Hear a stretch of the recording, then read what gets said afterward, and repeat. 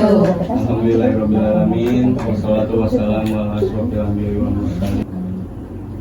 Pertama-tama marilah kita panjatkan puji serta syukur kita atas kehadirat Allah Subhanahu wa taala yang telah membawa nikmat iman, Islam dan sehat walafiat sehingga kita dapat berkumpul di acara yang insya Allah penuh berkah ini. Amin. Terima kasih juga kepada ibu-ibu yang sudah datang untuk memenuhi tugas kami agar tugas kami juga selesai. Amin. Jadi di sini kami satu kelompok untuk ada tugas juga kita dari dosen sosialisasi yang temanya itu tentang pengantar ekonomi Islam. Dijelaskan oleh Dinia. Sebelum kita mulai, Dinia sama Bang Stu ada sedikit door prize. Jadi dari awal tuh harus diperhatiin. Jadi nanti kalau misalnya kita tanya, Ibu nanti bisa jawab. Jadi ya Bu ya.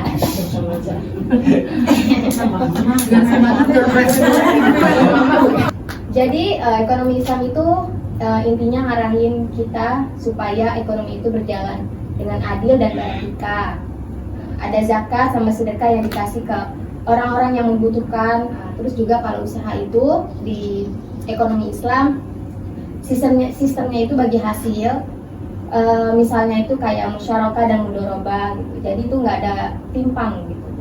Dan bank syariah juga beda sama bank biasa. Tuh mereka itu kalau di bank syariah itu nggak pakai bunga, tapi sistem mereka itu bagi untung gitu. Bisnis juga tuh harus jujur Bu, nggak boleh nipu atau main curang. Walaupun pengusaha itu boleh nyari untung, mereka tuh tetap harus punya tanggung jawab kayak infak atau amal dan semacamnya seperti itu. Dan di sini tuh ada sejarah-sejarah ekonomi Islam. Nah, yang pertama itu ada masa Nabi Muhammad SAW itu Nabi memperkenalkan sistem ekonomi tanpa riba. Kedua itu ada masa Khulafaur Rasyidin dari 632 sampai 661 Masehi. Khalifah Umar sendiri itu membentuk Baitul Mal sebagai lembaga keuangan negara. Zakat dan harta rampasan barang atau yang disebut itu ghanimah. Dan yang ketiga itu ada masa Bani Umayyah dari 661 sampai 750 Masehi. Masa Bani Umayyah ini munculnya sistem administrasi keuangan negara. Dinar dan dirham dicetak sebagai mata uang resmi di masa itu. Larangan dalam ekonomi Islam, pertama itu riba, yaitu bunga. Gharar itu yang artinya ketidakjelasan. Yang ketiga itu maisir yang artinya perjudian. Dan yang keempat itu monopoli dan penipuan atau eksploitasi. Larangan yang pertama itu riba. Maksudnya itu riba itu dalam tambahan dalam pinjam meminjam Bu. Misalkan kita minjamnya 10 juta, dibayarnya 12 juta. Kenapa? Enggak, kalau kurang bukan riba. 10 terimanya 5. Sama aja riba juga itu. Ya sama Gharar itu ketidakjelasan. Jadi contohnya kayak misalkan kita udah beli nih ikan di laut, tapi kita kan nggak tahu nih di laut itu ikannya berapa, jenisnya apa, atau berapa. Itu ketidakjelasan. Dan maisir itu untung-untungan atau judi. Kayak misalkan kita judi bola, slot, ya betul, bola, slot, ya taruhan-taruhan yang lainnya lah. Dan yang terakhir itu ada monopoli dan penipuan.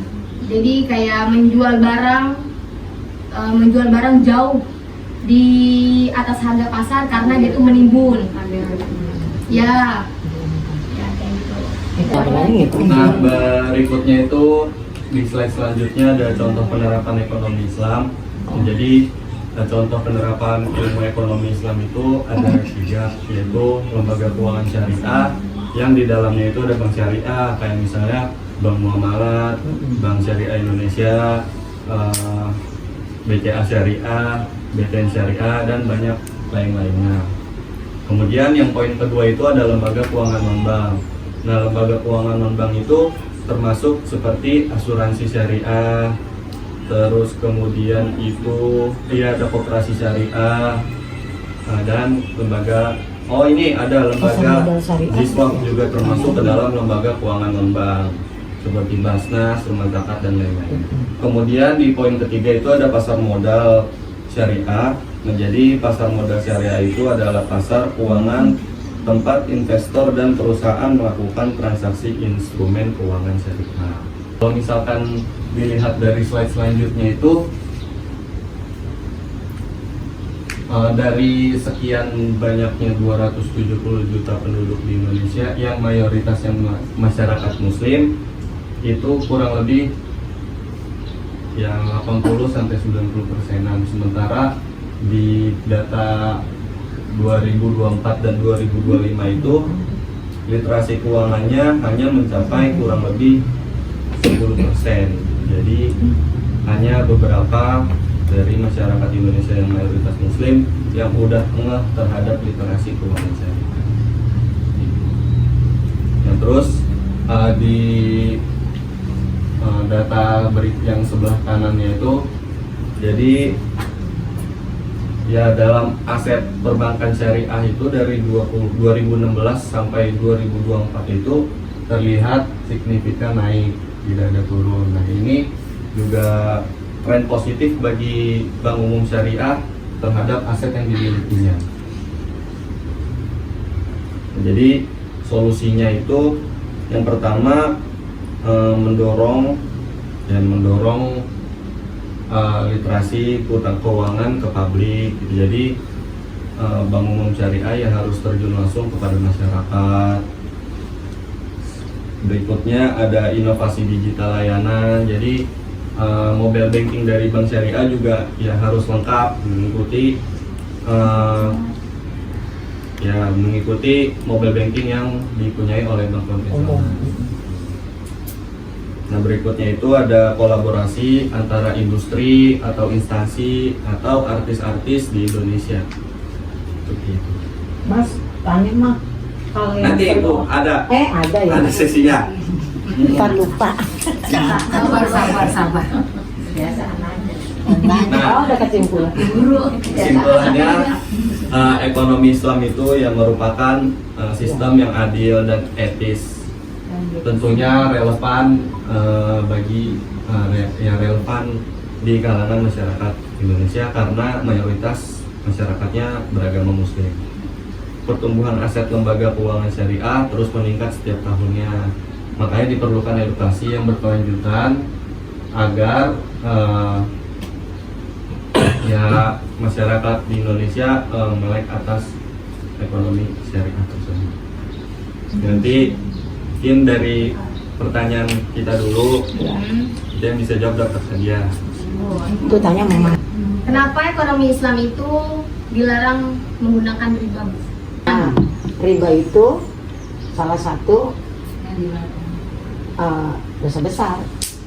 Ada di surat apa? Mungkin Bunak yang tahu saya nggak paham surat apa. Al-Baqarah ya. Yang utama yang pasti itu riba. Memang diharamkan, dosa besar yang memakai dan meminjamnya. Nah, yang kedua, apa perbedaan bank konven dan syariah? Bank konven mengutamakan keuntungan perusahaan dengan segala cara. Kalau bank syariah tidak mencari keuntungan, tapi dengan cara Islam. Dia mengedepankan riba. Pertanyaan selanjutnya, berikan contoh dari goror. Apa? Contoh goror. Belasan kayak Di laut. Dia selain ikan laut. tapi tidak jelas ikannya. Jumlahnya berapa? Kuantitas, kualitas. Kualitasnya baik atau Kuantitasnya. Nah, sekarang bertanya. Gantian pi lontar dapat apa arti dari dua kata yang Jawa yang Oh, kartu kredit itu termasuk IPA apa enggak? kartu kredit. Ya, ya. Kalau pinjaman online itu kan banyak kartunya dan disetujui sama pemerintah, diawasi oleh OJK. Itu kan atas kesepakatan ya. Itu diribakan pasti kan keuntungan itu. Itu kalau kesepakatan itu namanya riba. Kesepakatannya sekian persennya. Itu bank konvensional atau bank? Tapi ke semuanya kan ada yang Konvensional. kalau itu mah bisa, kalau begitu. itu harus konsekuen.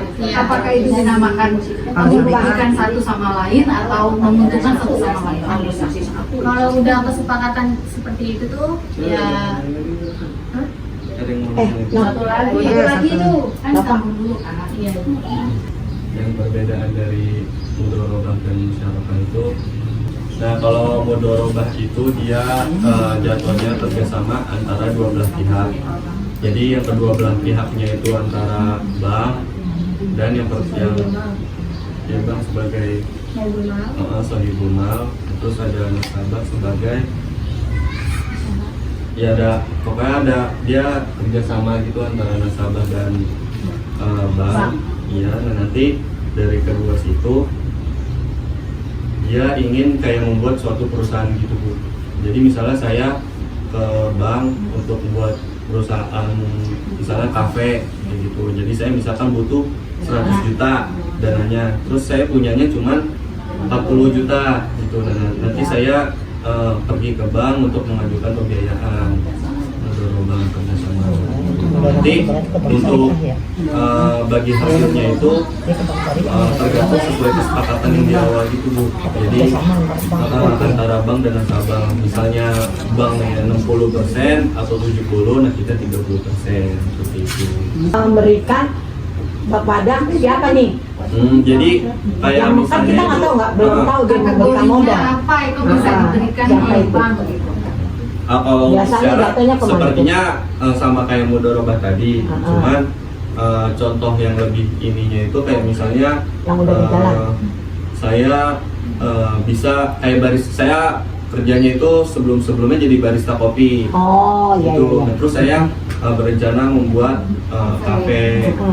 Terus Tapi berarti ada Berarti proposal pengajuan dong. juga ya. Iya, berarti ada proposal. Dari nasabahnya itu ada pengajuan ya.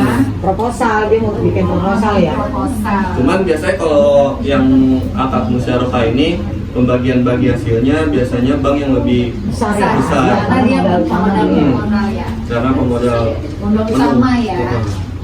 Jadi pertanyaan kedua itu kartu kredit. Kalau dalam konvensional itu kartu kredit itu kan pasti riba lah. Kalau di Islam itu namanya bukan kartu kredit tapi kartu pembiayaan. Kalau misalkan kartu kredit itu pasti kan kita transparansinya itu nggak jelas Bu. Ntar tiba-tiba ada bunganya tiba-tiba berapa persen, ada tiba-tiba bulan depan kita udah nggak flat lah. Nah kalau misalkan secara Islam kartu pembiayaan ini atau kita sebut kartu kredit, dia itu transparansinya itu jelas. Kayak misalkan di awal sekian sampai lunas kita berapa sekian, kan? Itu jelas. Paling perbedaannya gitu aja. Intinya kalau kartu kredit itu ya pasti semuanya riba. Kurang lebihnya mohon maaf. Wassalamualaikum warahmatullahi wabarakatuh. Terima kasih dari Bunda.